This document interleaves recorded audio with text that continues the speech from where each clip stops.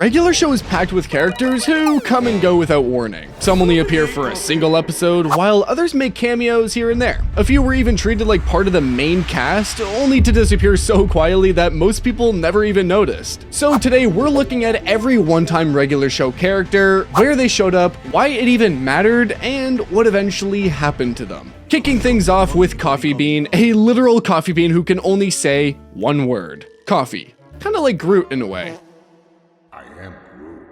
Coffee Bean first appears in Caffeinated Concert Tickets, where Mordecai and Rigby are working non-stop overtime to earn enough money for Fist Pump reunion tickets. They're exhausted, burnt out, and desperate for caffeine, when out of nowhere, Coffee Bean suddenly materializes alongside his translator. After introducing itself, it produces a legally binding contract, and in true Rigby fashion, Rigby signs it without reading a single word. That contract locks both him and Mordecai into an unlimited supply of coffee while they complete their chores. Wait, what? Coffee.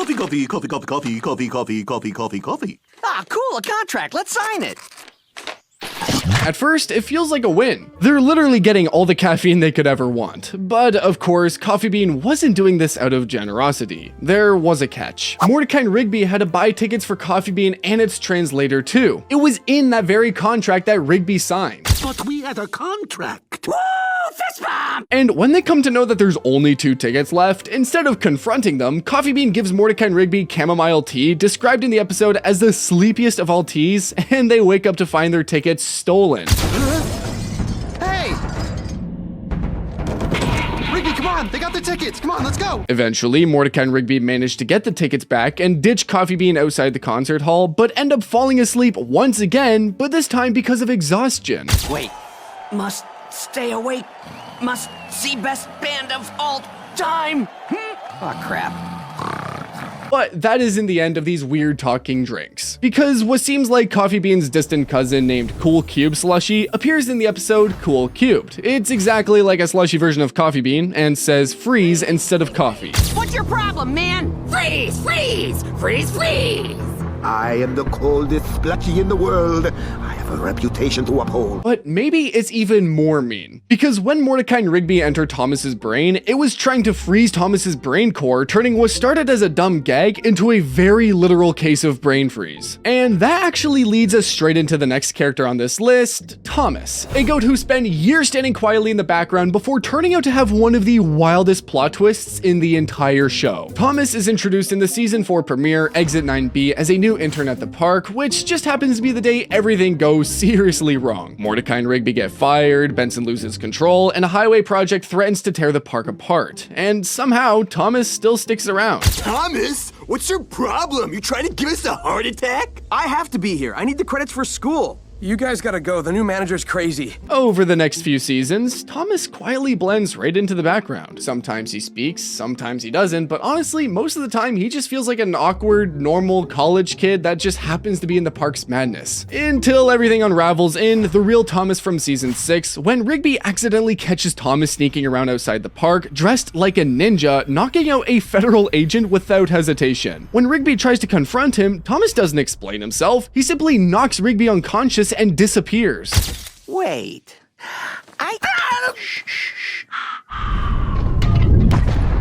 Soon after, Russian operatives begin swarming the park and the truth finally comes out. Thomas was never Thomas. His real name is Nikolai, and he's a Russian spy whose entire internship was part of a long-term operation tied to the park itself. Thomas, why'd you step out when she called for Nikolai?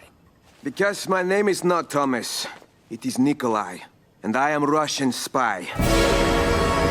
But after spending years working alongside Mordecai, Rigby, and the rest of the crew, Nikolai makes a decision that completely changes his story. He double-crosses the Russian government. Instead of completing his mission, he helps the park crew stop the invasion and save the park. Once it's all over, there's no going back. Margaret's letter later reveals that he escaped to Canada and now owns a video store in Montreal that exclusively rents spy movies. And let's talk about the character who's directly responsible of bringing all these past characters back in the first place. Because none of what happens in Exit 9B exists without Garrett Bobby Ferguson Jr. Garrett Bobby Ferguson Jr. appears in Exit 9B where he forcefully takes control of the park and wipes the memories of the entire staff. The only ones who manage to escape are Mordecai and Rigby, who disappear using the time machine from Bad Kiss. Unlock it. Nobody asked you, Thomas. I could fire you anytime I want. Just like I can fire Benson anytime I want. Isn't that right, Benson? As the episode reaches its climax, GBF Jr. finally reveals his plan. The freeway wasn't just meant to destroy the park, it was designed as a portal to the underworld, allowing him to resurrect every enemy Mordecai and Rigby had defeated in the past, including his father. It will be a gateway to the fiery center of the earth, and then my dad, along with everyone else you've ever destroyed, will come back from beyond the grave to destroy everything you hold dear. That revelation brings us to Garrett Bobby Ferguson, who debuted in the Season 2 episode High Score as the main antagonist. He's introduced as universe record holder for the arcade game Broken Bones, and he's completely obsessed with keeping his title. When Mordecai and Rigby challenge his score, Garrett does everything he can to stop them, even cheating by putting a fake sob story to win sympathy from the crowd. I've devoted my entire life to Broken Bones. I've played so much my wife left me. But Mordecai and Rigby eventually beat Garrett's score, physically attacking him in the process. As Mordecai, Rigby, and the crowd celebrate their victory, Garrett suddenly explodes into goo, seemingly dying on the spot. Years later, in Exit 9B, Garrett is resurrected by his son as part of the freeway's portal. But as the park is saved and the portal reverses, both Garrett Bobby Ferguson and Garrett Bobby Ferguson Jr. are sucked right back in and explode, bringing their story to a definitive end. However, Garrett actually makes one final cameo in Can You Hear Me Now?, appearing as an incriminating witness in court against Mordecai and Rigby, bitterly pointing out that they managed to blow him up twice. You know what it sounds like to hear yourself explode? Twice? Apart from Garrett, another notable villain to be resurrected in Exit 9B was Susan. Susan is first seen in Benson Be Gone, where she temporarily replaces Benson as park manager. From the moment she takes over, she enforces extreme discipline, pushing the park workers way past their limits. As the episode escalates, Susan completely loses control and transforms into a giant monster, destroying the park she was meant to manage. She's about to crush Mr. Mallard when Leon drives his limo straight into Susan and rips off both of the heels of her shoes. She loses her balance and falls right into the fiery pit and dies. Susan is later resurrected by Garrett Bobby Ferguson Jr. in Exit 9B, returning as Giant Susan alongside other past villains through the Freeway Project. When the portal reverses, Susan is sent back along with the other villains and is never seen again. In the episode Exit 9B, Regular Show pulls characters from all across its history and reminds you just how big its world actually is. And one such character is Gary. Gary's first appearance comes in the episode Free Cake, where we learn he is one of the Guardians of Eternal Youth, the beings responsible for Skip's immortality. In that episode, Skips fails to complete the ritual of the youth dance, and Gary is the one who sentences him to death. Gary later shows up again in Skip Strikes, where he's competing against Skips in a bowling match alongside several other minor characters from the earlier seasons. And then in Cool Bikes, acting as Mordecai and Rigby's lawyer. Gary's last appearance is in Exit 9B, where he arrives in his El Camino after Skips whistles for help to assist the group. Later in the episode, after Mordecai and Rigby manage to obtain Benson's signature, Gary returns again with others riding along. When Thomas is knocked down by Garrett Bobby Ferguson Jr., Gary rushes in with the El Camino to save him, and as the portal begins restoring everything to normal, he's seen dodging obstacles before disappearing forever. And Gary's story leads directly into the Guardians of Eternal Youth. Now, although they first appear in Free Cake, their connection to Skips goes back much further. In Skip's story, they were originally known as the Immortal Student Council,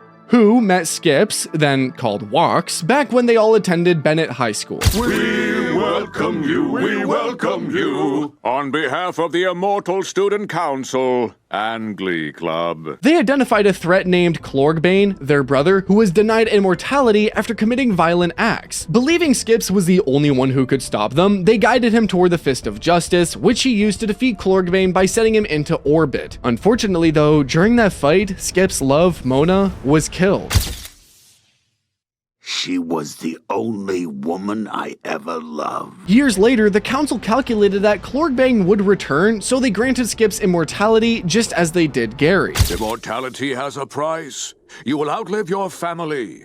You will see loved ones come and go. I've already lost the one I love. By the time of Free Cake, the council is now known as the Guardians of Eternal Youth. When Rigby interrupts Skip's spirit dance, Gary alerts the Guardians, who immediately sentence Skips to death, proving their rules are absolute. They later reappear in Exit 9B as allies, and once the park is restored, they retreat again, but keep on showing up in a few episodes. The last ally that showed up in Exit 9B on our list is God of Basketball. First summoned in Slam Dunk, where it's revealed that he lives inside the moon and travels in a white flying Cadillac Escalade, God of Basketball quickly befriends Mordecai and Rigby. He first tries to train Mordecai and Rigby properly, but when that fails, he uses his powers to instantly give them elite basketball skills. When High Five Ghost fakes an injury, the God of Basketball switches sides and plays alongside Muscle Man, granting him powers as well to keep things even. But remember, we're not even halfway through our list. Coming up, we're talking about a character who almost ended everything, another who nearly fooled everyone, and one who broke Rigby without ever touching him. But let's first talk about Tecmo, who debuted in Skips vs. Technology to help with Skip's broken computer. In that episode, he reveals that he was originally called Samson, and Skips knew him in the past. Do I know you? Oh, you probably don't recognize me. My name used to be Samson. Remember? You fixed my arm back in 1783? Oh, yeah! When a computer virus known as Error 220 started wreaking havoc, he teamed up with Mordecai, Rigby, and Skips to stop it, but was unable to do so. Backed into a corner, Tecmo had no choice but to plug himself into the system to hunt down the virus, only to realize the error isn't a glitch at all, but something far worse, a dangerous virus called Doom-Mageddon. He's immediately overtaken, turned into a weapon that digitizes everything in its path. Thanks to you, we will now be able to digitize the external world. Wait, we? Yes. Thankfully, Skips realizes the system can't be overloaded and has Mordecai and Rigby slow the virus down long enough for him to destroy it. With the threat gone, Tecmo returns to normal, and unlike most technology-based dangers in the show, he was never the problem. He actively chose to help contain the threat and restore balance, even at the risk of losing himself. Thanks, Tecmo. Well, duty calls. Tecmo makes another major return in a Skips in Time, where he helps Mordecai, Rigby, and a part of version of Skips to escape a time NATO in order to save present-day Skips. Thanks, Tecmo. Hey, now we're even. Yeah, that was a little confusing for even me to say. But anyway, this episode finally establishes Tecmo as one of Skip's most reliable allies. But the next character on our list was the complete opposite. He was so good at brainwashing that Rigby was convinced he was not actually Rigby. Doug Shablowski appeared in the season 2 episode Temp Check when Rigby hired him as a temporary worker so that he can avoid doing his own job at the park. At first, Doug seems like the perfect replacement. He's friendly, hardworking, and immediately impresses Rigby. Not just that, he's happy with the pennies Rigby gives him as payment. Here you go.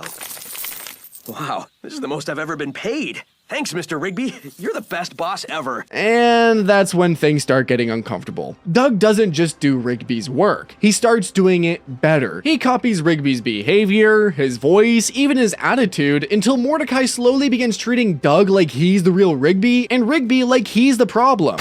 Hi, I'm Rigby, and I got me a meatball sub.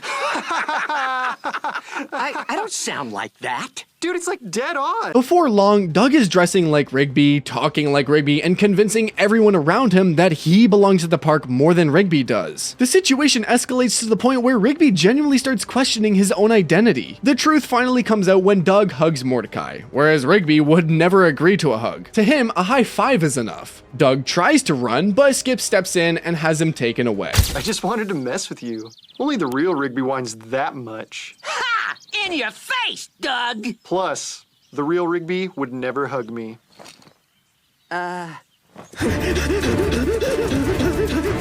Before he's arrested, Doug tells Rigby that he actually has friends, a job, and a place to belong. Things Doug never had and desperately wanted. I want you to know, guy like me ain't got a lot to be thankful for.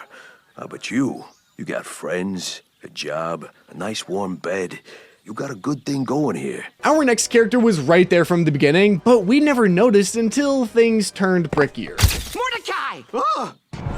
Dude, you're a house. Did you find the wizard? He wasn't home. Great. The wizard's first appearance comes in The Power, where Rigby steals his magical keyboard that lets him control reality with music while he was peeing in the bush. He later becomes the focus of Terror Tales of the Park when Rigby wanders into his house while trick-or-treating. When no one opens the door, Rigby decides to egg it, but of course the wizard is angered by this. He places a curse on Rigby that slowly turns him into a house. Then he eggs this Rigby house to get his revenge before turning Rigby back to normal. Do it!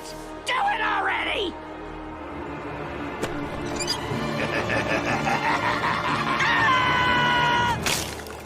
Huh? What? Outside of horror specials, the wizard continues appearing quietly in the background. He shows up bowling alongside Death and Skip Strikes, suggesting he exists on the same supernatural level as some of the park's most powerful entities. But not every character the park comes across is supernatural, cosmic, or outright chaotic. Some are deeply personal, like Rigby's younger brother, Don. Don first shows up in the season 1 episode Dawn when Benson announces that the park is being audited. Unable to handle the paperwork themselves, Mordecai suggests calling Don, revealing that Rigby hasn't spoken to his younger brother in literally years. From the moment Don arrives, it's clear why Rigby resents him. Don is tall, polite, successful, and instantly liked by everyone at the park. He hugs everyone except Rigby, calling it sugar, while calmly taking control of the audit and pushing Rigby further into the background. No! What's going on with us? You never give me some sugar. Did I do something? Yeah, you were born. The conflict peaks when Rigby finally confronts Don, only to learn that Don never looked down on him. Instead, Don admits he always admired Rigby and tried to copy him, believing Rigby was way cooler and more confident than he was. I was just trying to be cool like you. Huh? I've always looked up to you, bro. I get my hair cut like you, I try to look like you, and I don't wear clothes just like you. Remember when you started walking around naked? I thought you were so cool. With the truth finally out, the brothers work together to stop the park from disappearing and repair their relationship. Don leaves the park on good terms, resolving years of tension in a single visit. Don later appears again in Jablonski, where he lends Rigby his car so he can make a last-minute food run and face his rival, Francis Jablonski. And Don isn't the only family member who reveals more about a main character than years of jokes ever did. Like Muscle Dad, who appears first in Trucker Hall of Fame, where Muscle Man believes his dad is a legendary trucker. His life ends abruptly after he puts a cactus under what he thinks is a cop in a bear costume, only for it to turn out to be a real bear, which mauls him. But Muscle Man suddenly finds out the truth that Muscle Dad was actually a forklift operator, who told his son he was a trucker so that Muscle Man would be proud of him. Why, that wretched jaw was nothing but a forklift driver. Take it back! Take back what you said about my dad. Despite that lie, Muscle Dad genuinely cared, expressing his affections through constant pranks. He loved messing with truckers, random people, and even Muscle Man himself. He later returns in the same episode as a ghost, where he finally makes amends with Muscle Man. Dad, why didn't you tell me you were a forklift driver? I wanted you to be proud of me, Muscle Son. I'm sorry I lied to you all those years. It's okay, Muscle Dad. I forgive you. Muscle Dad also appears briefly in Power Tower when Muscle Man finds his letter motivating him to win the Biceptennial, and for the first time in Dumped at the Altar, where he writes another heartfelt letter for Muscle Man. And as much as he loved his dad, Muscle Man constantly makes jokes about his mom throughout the series, much to the annoyance of everyone except High Five Ghost. Sounds like someone needs some supervision. You know who else needs supervision? My mom! Yeah! In the episode My Mom, Muscle Man claims to show a photo of her, only for it to be revealed that the picture is fake, actually just his painted butt cheek squished together to resemble a face. Muscle Man is first seen in person in Terror Tales of the Park 4. What starts as a prank set up by Muscle Man and his brother escalates when their mother actually appears, wearing a giant monstrous suit to scare her kids away. After scaring everyone away, she unzips her scary suit that she uses to spook them on Halloween every single year. She later appears normally at Muscle Man and Starla's wedding and Dumped at the Altar. In 25 years later, it's revealed that she has passed away by the time of the park reunion. Not every relative in regular show brings closure though. Some show up and immediately make everything worse, just like Quips, Skips' cousin and almost the complete opposite of him. He appears in the episode Quips after losing his job as a stand-up comedian. Hoping to rebuild his confidence, he spends the weekend at Skips' house to test out new material. The problem is immediate. Quips just simply is not funny. His jokes annoy everyone around him, but he remains completely convinced that they're good. Who's ready for some funny?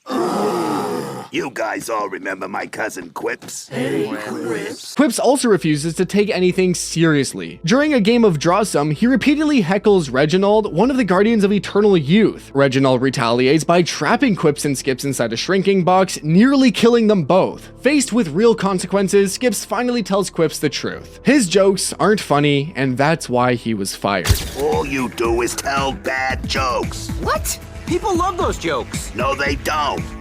Quips, you're not funny. Thankfully, Quips finds a new job as a children's clown at Special Entertainment, where his jokes actually land. He became engaged to his girlfriend, and they attended Muscleman's wedding together in Dumped at the Altar. Then comes Audrey, Benson's neighbor and one of the very few characters who briefly exposes his life outside the park. She is first seen in Weekend at Benson's when Mordecai and Rigby carry an unconscious Benson back to his apartment after accidentally knocking him out. As they're about to enter, Audrey opens her door and asks where Benson has been. She reveals they had planned to go to a party together 2 months earlier and that she's been disappointed by how distant he's been. We planned this over a month ago, remember? Okay, you're a busy guy and you work a lot, I understand. Feeling guilty, Mordecai convinces Rigby to bring Benson to the party anyway. While Benson is still unconscious, Audrey finally gets the chance to sit with him. The situation escalates when her ex-boyfriend Chuck confronts Benson and challenges him to a spice eating contest. Benson unknowingly wins while unconscious, only waking up later in the bathroom. When Benson does regain consciousness and learns what happened, he's initially furious with Mordecai and Rigby until he realizes Audrey is cheering him on. He agrees to finish the contest, leading to a hallucinatory aftermath. The next morning, Benson wakes up to find Audrey leaving him her number, asking him to call her. Look! What? What does it say? Yeah, man, what does it say? Get back to work. And talking about awkward relationships, regular show didn't just give us real exes like Audrey, it also gave us fake ones like Del Hanlon, Margaret's pretend boyfriend. Del Hanlon first appears in 1000th Chopper Flight Party, where Margaret pretends he's her boyfriend to stop CJ from attacking the news chopper. The relationship is completely fabricated, a last-second lie meant to keep Margaret safe. That exact lie carries over into Not Great Double Date. After CJ suggests a double date, Margaret admits to Eileen that Del isn't actually her boyfriend and that she made him up to not die. Realizing there's no easy way out, Margaret asks Del to pose as her boyfriend for real. Del agrees enthusiastically, revealing that he's always wanted to be an actor. Yes! I have always wanted to be an actor! Phew! Wow, thanks! Throughout the day, Del fully commits into the role, enjoying the performance even more than Margaret does. He improvises details, contradicts their fake backstory, and treats the situation like an audition, even embracing the kiss cam moment. When Margaret finally confesses the truth, Del dramatically breaks up with her before dropping the act entirely. You broke me out, Margaret. Good luck getting that bungalow in Connecticut by yourself. I'm keeping the kids. After fake relationships and improvised performances, the next character sells something far more dangerous: discipline. Sensei is the instructor of Death Kwon Do, a martial art built on power, ego, and very specific rules. He first appears in Death Punchies when Rigby seeks him out after getting tired of always losing to Mordecai. Sensei deems Rigby impure of heart and refuses to train him, only for Rigby to steal a page from his notebook detailing the death punch of death. Sensei's teachings are immediately exposed as dangerous when Rigby uses the technique to terrorize the park. Sensei returns in Sandwich of Death, now running a restaurant selling the Sandwich of Death. He forgives Mordecai and Rigby for ruining his dojo and later explains that the sandwich is only safe when eaten while wearing cut-off jeans and a mullet. When Benson eats it incorrectly, Sensei joins Mordecai, Rigby, and Benson on a quest to get the antidote from his own master. By the end of the episode, Sensei revives Benson by feeding him the Sandwich of Life and asks Mordecai and Rigby to star in his Death Kwon Do pizza and subs ad in return. So come on down to Death Kwon Do Pizza and Subs at the Two Pines Mall. And remember, Eat it right or you die! And Sensei wasn't the only figure who claimed to be a gatekeeper of power. There was Excellent Knight, who was seen for the very first time in the Season 3 episode, Excellent. There, he served as the final guardian of the Excellent Challenge, a deadly food contest that sends the challenger into a mysterious underground chamber after they finish the enormous omelet. In this dungeon, Excellent Knight guards a room full of hats, forcing the challenger to pick the correct one. If Mordecai chose the wrong hat, it would lead to death, a fate shown when he recognizes the skeleton of a previous challenger who failed. Just in time, Mordecai recalls Rigby describing the hat in detail and uses that memory to choose the correct one. Your choice is excellent. Remember those characters who seemed completely harmless at first, until the entire story rearranged itself around them? That's exactly what happened with Dr. Ruben Langer. Dr. Ruben Langer is the scientist placed in charge of the Dome Project after the fall of its original leader, Dr. Dome. He first appears in The Button, where he replaces Dr. Dome and immediately warns the park crew not to press the button. Don't push this button. Oh, Mr. Maynard and I are counting on all of you. In the episode climax, Dr. Langer's dismissive of the questions from the crew about the button, simply saying it was a test. And before anyone could ask anything else, he simply says 2 words. Dr. Langer's role becomes clear in Rigby's graduation day special when he sends the park crew a fax instructing them to finally press the button. That action launches the park straight into space and sets their true mission in motion, preparing and protecting Pops to become the chosen one against an inevitable danger looming above them. Anti-Pops, whose real name is Malum Kranis, is the final and most powerful antagonist in regular show. He first appears in Season 8's The Dream Warrior before making his final debut in Space Escape. Visually, he mirrors Pops, but darker, colder, and stripped of innocence. The two were born on their home planet, Lollyland, as brothers bound by fate. Mordecai and Rigby first encounter him in Space Escape, where he casually erases a cashier from reality, establishing his power immediately. From there, Anti-Pops launches a full invasion of the space tree, captures the park dome, and assembles an army to end everything permanently. In a regular epic final battle, Anti-Pops confronts Pops on Lollyland and declares the final duel. If Pops wins, the universe is saved. If Anti-Pops wins, it's the end. The battle escalates until Anti-Pops unlocks his Titan form, annihilating Lollyland and killing everyone present. The cycle only breaks when Pops unlocks his own Titan form, not through hatred, but acceptance. Instead of striking the final blow, Pops embraces his brother. For the first time, Anti-Pops stops fighting. He accepts the hug, smiles at Pops, and together they drift into the sun. Now, I wouldn't say they just happily drift into the sun. I mean, it literally explodes. But the point is, both brothers die, the universe is saved, and it's not through victory, but through forgiveness. I wish I could take it all back. You can try. You and I together, brother. If I missed any characters, feel free to let me know in the comments, and as always, just keep watching the regular recap. Subscribe.